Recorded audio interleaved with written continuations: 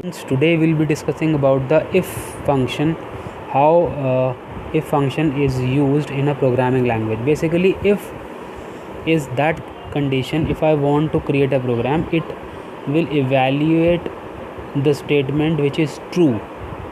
So it will evaluate the true condition, and if the condition captured is not true, it won't execute the statement, or if it captures the else statement, it will execute that.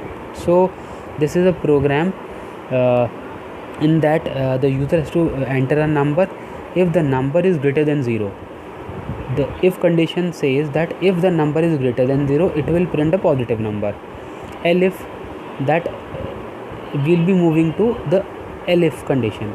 Now if the user entered a number, double equal to mark signifies that it is comparing the number. If the user is punching 0 number, so it is equivalent, so it will print 0. And then if the above condition got failed, it will move to the else. If it is mentioned in if else, it will move to the else statement. If the user is entering a negative number, it will print the negative number. Now we'll check the output. Then we'll moving to the prompt. By running on it, click on that, we'll be entering number 0. Now we'll be entering number 10. It will print that number is a positive number. Now we'll be entering again. So now we'll be entering -20, negative number. So it means to say that whatever number I'll be entering, it evaluates that condition. Either I am entering a positive number, so it will display a positive number, else either I am entering a negative number, it is displaying a negative number. So if condition only fulfills one criteria, either display a true, in both the cases it will display a true value and it won't execute a false value. So now this is a if loop, and now if there are more than one if loop within a loop, so it is known as a nested loop. So now look at an example of nested loop. In this loop, the user has defined enter a number by the user. There are two loops.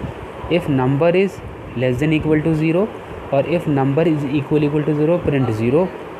Then print in that statement, print positive number, else print negative number. If there is an if within an if, it is known as a nested if.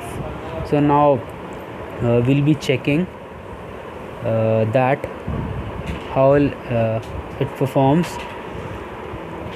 We'll be typing a 0. Okay, if I have entered a number 0, it will first capture that value and it will compare it. Okay, now we'll be moving to that statement. Now if number is equal to 0, means the user has entered 0, so it will print 0. So this condition is true as per the loop, so it will print 0. Now we'll be moving to the next value. If I'll enter a minus number, the upper condition, that if the user enters a less than equal to 0 number, it will display a negative number in the else part. So now we will see the program. So what does the program do in that case? So I'll be moving to the program, then I'll enter -0. It will print 0 because -0 and 0 both are same. So what I'll do, I'll go again and I'll enter a number that is -1. It will print a negative number because the condition says there are two conditions in that. If the user is entering a number that is equal to 0, it will display positive number, and if the user is entering the number which is less than equal to 0, it will print a negative number. It contains two conditions, so that is called nested loop. If within a if is known as a nested loop. Students, so hope you like the session, and please do apply practical at your home. Thank you so much, and have